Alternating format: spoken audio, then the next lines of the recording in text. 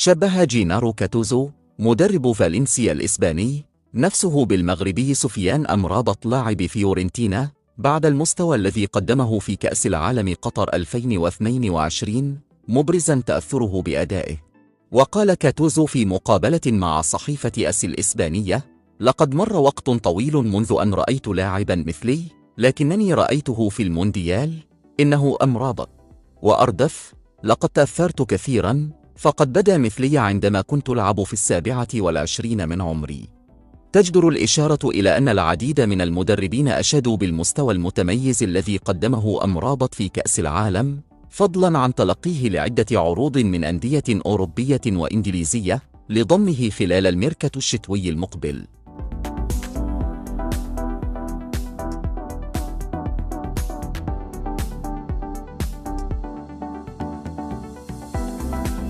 بات الحارس المغربي ياسين بونو مطلبا أساسيا للعديد من الأندية الأوروبية، يبقى أبرزها مانشستر يونايتد الإنجليزي، وذلك بعد أدائه المميز خلال مباريات كأس العالم قطر 2022.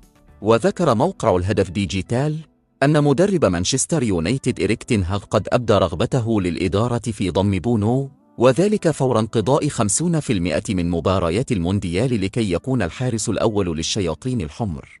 وأصبح الحارس الأول الحالي لمانشستر يونايتد ديفيد دي خيا على أعتاب مغادرة الفريق، حيث يتوقع أن ينتقل إلى فريقه السابق أتليتيكو مدريد. ومن جهة أخرى، لا يرفض إشبيلية مسألة بيع حارسه المغربي، حيث أكد المصدر ذاته أن الفريق قد أبلغ اليونايتد بسعر اللاعب، وضاعف إشبيلية من عرضه مطالبا بحدود 45 مليون يورو إذا ما أراد مانشستر يونايتد التعاقد مع بونو في الميركاتو الشتوي المقبل. وأكد المصدر ذاته أن مونشي المدير الرياضي للنادي الأندلسي قد يغلق الصفقة مع المانيو إذا قدم هذا الأخير عرضا يصل إلى 40 مليون يورو.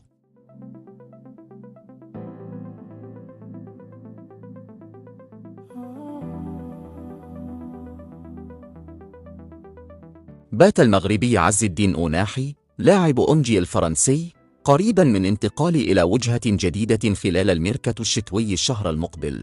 وقالت إذاعة مونتي كارلو الفرنسية إن أوناحي أحد اكتشافات مونديال قطر 2022 سينتقل بشكل مؤكد إلى ناد كبير في أوروبا خلال الميركاتو الشتوي المقبل. وسبق أن ذكرت تقارير بأن نادي برشلونة مهتم بضم أوناحي في يناير المقبل، كما يسعى ليستر سيتي للتعاقد مع النجم المغربي. لكن الإذاعة الفرنسية أشارت إلى أن مارسيليا يتصدر حاليا سباق التعاقد مع أوناحي، ويجهز عرضا لأونجي يتراوح من 20 ل 25 مليون يورو لحسم الصفقة. وكان أوناحي قد قدم كأس عالم مميزة مع منتخب المغرب، وساعد أسود الأطلس على بلوغ الدور نصف النهائي في مونديال قطر 2022.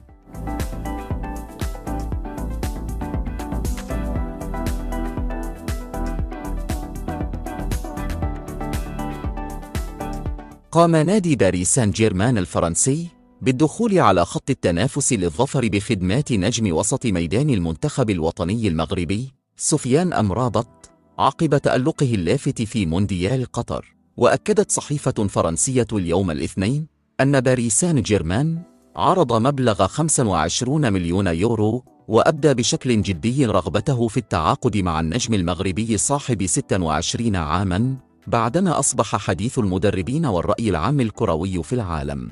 وأضافت الصحيفة الفرنسية بأن رغبة النادي الباريسي في التعاقد مع أمرابط ظهرت بعدما دخل نادي أولمبيك مارسيليا على الخط بدوره للظفر بخدمات النجم المغربي.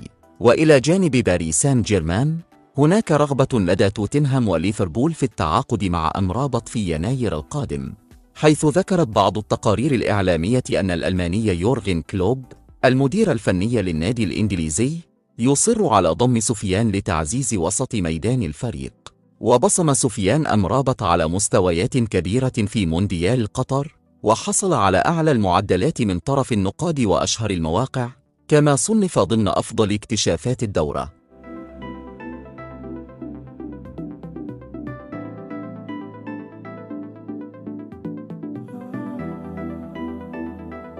بعد انسحاب عدة دول من المشاركة في كأس إفريقيا للاعبين المحليين الذي تحتضنه الجزائر مطلع السنة المقبلة، بداية بمصر وتونس، مروراً بأوغندا وانتهاءً بالكاميرون.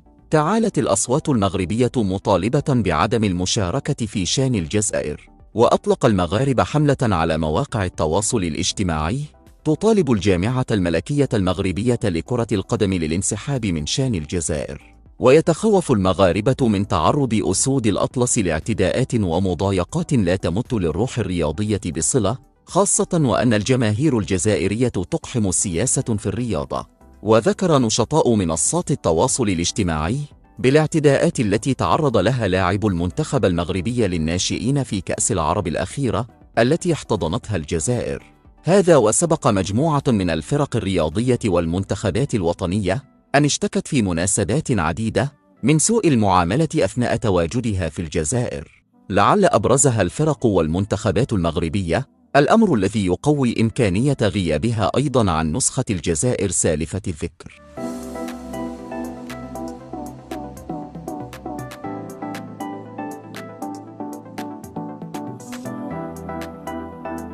رفض الوداد الرياضي لكرة القدم عرضاً من بروسيا دورتموند الألماني للتخلي عن يحيى عطية الله مقابل 3 ملايير سنتيم بعد تألقه مع المنتخب الوطني بالمونديال.